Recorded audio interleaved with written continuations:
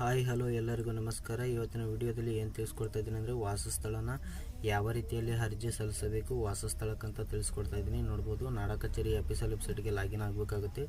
Login ಆದ ನಂತರ ನೋಡ್ಬೋದು ಇಲ್ಲಿ ಕೆಳಗಡೆ ಬರಬೇಕಾಗುತ್ತೆ. ಕೆಳಗಡೆ ಬಂದ ನಂತರ ನೋಡ್ಬೋದು ವಾಸಸ್ಥಳ ಪ್ರಮಾಣ ಪತ್ರ ಅಂತ ಇದೆ ನೋಡಿ, ಇದ್ರ ಮೇಲೆ ಕ್ಲಿಕ್ ಮಾಡಿ. ಕ್ಲಿಕ್ ಮಾಡಿದ ನಂತರ ನೋಡ್ಬೋದು ಕೆಳಗಡೆ ಇಳಿಸ್ತಾ ಬನ್ನಿ.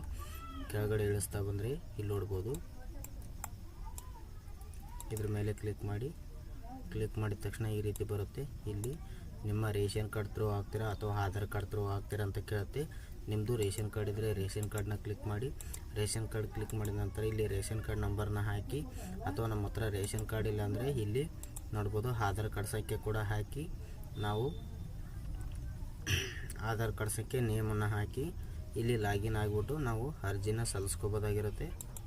ನಾನು ರೇಷನ್ ಕಾರ್ಡ್ ಥ್ರೂ ಹಾಕ್ತಾಯಿದ್ದೀನಿ, ಹಂಗಾಗಿ ರೇಷನ್ ಕಾರ್ಡ್ ಅಂತ ಕ್ಲಿಕ್ ಮಾಡ್ತಾಯಿದ್ದೀನಿ. ರೇಷನ್ ಕಾರ್ಡ್ ಅಂತ ಕ್ಲಿಕ್ ಮಾಡಿದ ತಕ್ಷಣ ಇಲ್ಲಿ ರೇಷನ್ ಕಾರ್ಡ್ ನಂಬರನ್ನು ಹಾಕ್ಕೊಂಡ ನಂತರ ಯಾವ ರೀತಿ ಬರುತ್ತೆ ಅಂತ ನಾನು ನಿಮಗೆ ತೋರಿಸ್ತೀನಿ. ನೋಡ್ಬೋದು ಇಲ್ಲಿ ಈ ರೀತಿ ಬರುತ್ತೆ. ಇದರಲ್ಲಿ ಯಾರ್ದು ಹಾಕ್ತಾಯಿದ್ರೆ ಅವರ ಒಂದು ಹೆಸರನ್ನು ಸೆಲೆಕ್ಟ್ ಮಾಡ್ಕೋಬೇಕಾಗುತ್ತೆ. ಇಲ್ಲಿ ನೋಡ್ಬೋದು ನಾನು ಹೆಸರನ್ನು ಸೆಲೆಕ್ಟ್ ಮಾಡ್ಕೊತಿದ್ದೀನಿ, ಮತ್ತು ಇಲ್ಲಿ ಕ್ಲಿಕ್ ಮಾಡ್ತಾಯಿದ್ದೀನಿ. ಕ್ಲಿಕ್ ಮಾಡಿದ ತಕ್ಷಣ ಈ ರೀತಿ ಓಪನ್ ಆಗುತ್ತೆ. ಈ ರೀತಿ ಓಪನ್ ಆದ ನಂತರ ನೋಡ್ಬೋದು ಇಲ್ಲಿ ನಿಮ್ಮ ಡೀಟೇಲ್ಸನ್ನು ಫಿಲ್ ಮಾಡಬೇಕಾಗುತ್ತೆ. ಫಿಲ್ ಮಾಡಿದ ನಂತರ ಯಾವ ರೀತಿ ಅಂತ ನಾನು ಸ್ಟೆಪ್ ಬೈ ಸ್ಟೆಪ್ನ ತಿಳಿಸ್ತಾ ಹೋಗ್ತೀನಿ. ಇಲ್ಲಿ ನೋಡ್ಬೋದು ನಿಮ್ಮ ತಾಲೂಕು, ಊರು ಎಲ್ಲ ಸೆಲೆಕ್ಟ್ ಮಾಡ್ಕೋಬೇಕಾಗುತ್ತೆ. ಸೆಲೆಕ್ಟ್ ಮಾಡ್ಕೊಂಡ ನಂತರ ಇದು ಕೂಡ ಕ್ಲಿಕ್ ಮಾಡಬೇಕಾಗುತ್ತೆ. ನೋಡ್ಬೋದು ಇದೆಲ್ಲ ಸೆಲೆಕ್ಟ್ ಮಾಡಿದ ನಂತರ ನಾನು ಒಂದು ಸಲ ತೋರಿಸ್ತೀನಿ. ನೋಡ್ಬೋದು ಹಾಕಿ ಓಕೆ ಅಂತ ಕ್ಲಿಕ್ ಮಾಡಿದ ತಕ್ಷಣ ಈ ರೀತಿ ಬರುತ್ತೆ. ನೋಡ್ಬೋದು ಇಲ್ಲಿ ಯಾವ ರೀತಿ ಮತ್ತು ಇದನ್ನು ಫಿಲಪ್ ಯಾವ ರೀತಿ ಮಾಡೋದು ಅಂತ ನಾನು ತಿಳಿಸ್ಕೊಡ್ತೀನಿ. ನೋಡ್ಬೋದು ಎಷ್ಟು ವರ್ಷದಿಂದ ವಾಸಿಸ್ತಿದ್ದಾರೆ ಅಂತ ಕೇಳುತ್ತೆ. ನಾನು ಇಲ್ಲಿ ಹಾಕ್ಕೊಂಡಿದ್ದೀನಿ, ಎಷ್ಟು ವರ್ಷದಿಂದ ಆಗಿರುತ್ತೆ ಅಷ್ಟು ವರ್ಷನ ಹಾಕ್ಕೊಂಡಿದ್ದೀನಿ. ಇದು ವರ್ಷ ಆಗಿರುತ್ತೆ, ಇದು ತಿಂಗಳುಗಳಾಗಿರುತ್ತೆ. ಇಲ್ಲಿ ತಿಂಗಳನ್ನ ಕರೆಕ್ಟಾಗಿ ಹಾಕಿ, ವರ್ಷ ಕೂಡ ಕರೆಕ್ಟಾಗಿ ಹಾಕಿ, ಮತ್ತು ಇಲ್ಲಿ ಕ್ಲಿಕ್ ಮಾಡಿ. ಕ್ಲಿಕ್ ಮಾಡಿದ ನಂತರ ನೋಡ್ಬೋದು ಇಲ್ಲಿ ಡಾಕ್ಯುಮೆಂಟ್ ಎಲ್ಲ ಅಪ್ಲೋಡ್ ಮಾಡೋಕ್ಕೆ ಕೇಳುತ್ತೆ. ನಮಗೆ ಯಾವೆಲ್ಲ ಡಾಕ್ಯುಮೆಂಟ್ ಇದ್ದಾವೆ, ಆಧಾರ್ ಕಾರ್ಡು ಮತ್ತು ವಿಳಾಸದ ಪುರಾವೆ ಮತ್ತು ರೇಷನ್ ಕಾರ್ಡು, ಎಪಿಕ್ ಕಾರ್ಡ್ ಇದ್ದರೂ ಕೂಡ ಅಪ್ಲೋಡ್ ಮಾಡ್ಬೋದು, ಇಲ್ಲಾಂದರೆ ಇಲ್ಲ. ನಾ ಅಪ್ಲೋಡ್ ಮಾಡಿಬಿಟ್ಟು ಯಾವ ರೀತಿ ಬರುತ್ತೆ ಅಂತ ತೋರಿಸ್ತೀನಿ. ನೋಡಬಹುದು ಡಾಕ್ಯುಮೆಂಟನ್ನು ಅಪ್ಲೋಡ್ ಮಾಡಿದ ರೀತಿಯಲ್ಲಿ ಮಾಡಿದ ಮೇಲೆ ಈ ರೀತಿ ಬರುತ್ತೆ. ಫೈನಲಾಗಿ ಇದ್ರ ಮೇಲೆ ಕ್ಲಿಕ್ ಮಾಡಿ. ಕ್ಲಿಕ್ ಮಾಡಿದ ನಂತರ ಆರ್ ಡಿ ನಂಬರನ್ನು ಜನ್ರೇಟ್ ಆಗುತ್ತೆ. ಜನ್ರೇಟ್ ಆದ ನಂತರ ನೋಡ್ಬೋದು ಓಕೆ ಅಂತ ಕ್ಲಿಕ್ ಮಾಡಿ. ಕ್ಲಿಕ್ ಮಾಡಿದಾದ್ಮೇಲೆ ಇಲ್ಲಿ ನೋಡ್ಬೋದು ಈ ರೀತಿ ಬರುತ್ತೆ. ಇದೆಲ್ಲ ಡೀಟೇಲ್ಸ್ ಎಲ್ಲ ಕರೆಕ್ಟ್ ಆಗಿದೆಯಾ ಅಂತ ಚೆಕ್ ಮಾಡಿ. ಚೆಕ್ ಮಾಡಿದಾದ ನಂತರ ನೋಡ್ಬೋದು ಇಲ್ಲಿ ನೋಡ್ಬೋದು ಸ್ನೇಹಿತರೆ ಈ ರೀತಿ ಬಂದಿರುತ್ತೆ. ಎಲ್ಲ ಆದ ನಂತರ ಈ ರೀತಿ ಬಂದಿರುತ್ತೆ. ಇದ್ರ ಮೇಲೆ ಕ್ಲಿಕ್ ಮಾಡಬೇಕಾಗುತ್ತೆ. ಕ್ಲಿಕ್ ಮಾಡಿದ ನಂತರ ಯಾವ ರೀತಿ ಬರುತ್ತೆ ಅಂತ ನಾನು ನೆಕ್ಸ್ಟ್ ತೋರಿಸ್ತೀನಿ. ನೋಡ್ಬೋದು ಇಲ್ಲಿ ಆಧಾರ್ KYC ಮಾಡಲಿಕ್ಕೆ ಕೇಳುತ್ತೆ. ನೋಡ್ಬೋದು ಇಲ್ಲಿ ನಿಮ್ಮ ಆಧಾರ್ ನಂಬರ್ನ ಹಾಕ್ಕೊಂಡು ಮತ್ತು ನಿಮ್ಮ OTPನ ಹಾಕ್ಕೋಬೇಕಾಗಿರುತ್ತೆ. ನೋಡ್ಬೋದು ಸಿಂಪಲ್ ಅಂದರೆ ಸಿಂಪಲ್ ಆಗಿದೆ. ಆಧಾರ್ KYC ಮಾಡಿದ ನಂತರ ಯಾವ ರೀತಿ ಬರುತ್ತೆ ಮತ್ತು ಫೈನಲ್ ಆಗಿ ಆಧಾರ್ KYC ಮಾಡಿದ ನಂತರ ನಿಮ್ಮ ಅರ್ಜಿ ಸಬ್ಮಿಟ್ ಆಗುತ್ತೆ.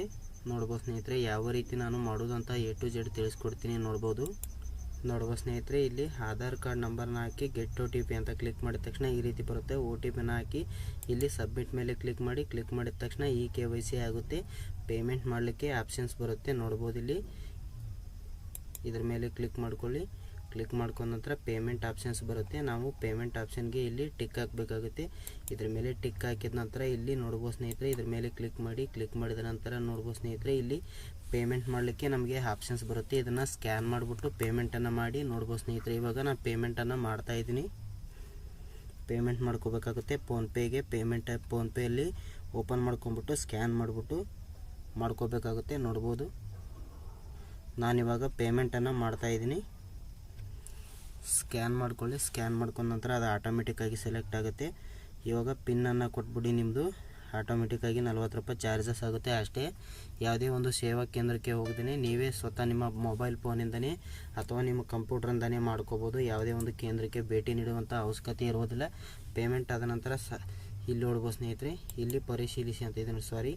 ಇದು ಡೌನ್ಲೋಡ್ ರೆಸಿಪ್ಟ್ ಅಂತ ಕ್ಲಿಕ್ ಮಾಡಿ. ಕ್ಲಿಕ್ ಮಾಡಿದ ನಂತರ ಡೌನ್ಲೋಡ್ ಆಗುತ್ತೆ. ರೆಸಿಪ್ಟು ಡೌನ್ಲೋಡ್ ಆಯಿತು ಆಲ್ರೆಡಿ. ಇಲ್ಲಿ ನೋಡ್ಬೋದು ಇವಾಗ ನಾವು ಇದು ಸಬ್ಮಿಟನ್ನು ಆಗಿದೆ. ಈಗ ಪ್ರಿಂಟೌಟನ್ನು ಬೇಕಾದರೆ ತೊಗೋಬೋದು, ಇಲ್ಲಾಂದರೆ ಬಿಡ್ಬೋದು. ನಾನು ಪ್ರಿಂಟೌಟನ್ನು ತೊಗೊತಾ ಇದ್ದೀನಿ.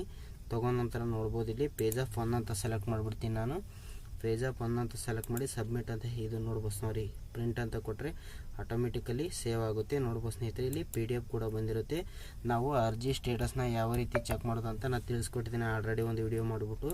ಅದರ ಮುಖಾಂತರ ನೀವು ಚೆಕ್ ಮಾಡ್ಬೋದು. ಇದು ಅಪ್ಲಿಕೇಶನ್ ಯಾವ ರೀತಿ ನಾವು ಸಬ್ಮಿಟ್ ಮಾಡೋದು ಅಂತ ತಿಳಿಸ್ಕೊಟ್ಟಿದ್ದೀನಿ. ನೋಡ್ಬೋದು ಮತ್ತು ನೀವು ಅಪ್ಲಿಕೇಶನ್ ಅಪ್ಲಿಕೇಶನ್ ಹಾಕಿದ ನಂತರ ಯಾವ ರೀತಿಯಲ್ಲಿ ಈ ಪ್ರಮಾಣ ಪತ್ರನ ಮುದ್ರಿಸಬೇಕು ಅಂತ ಕೂಡ ನಾನು ತಿಳಿಸ್ಕೊಡ್ತೀನಿ.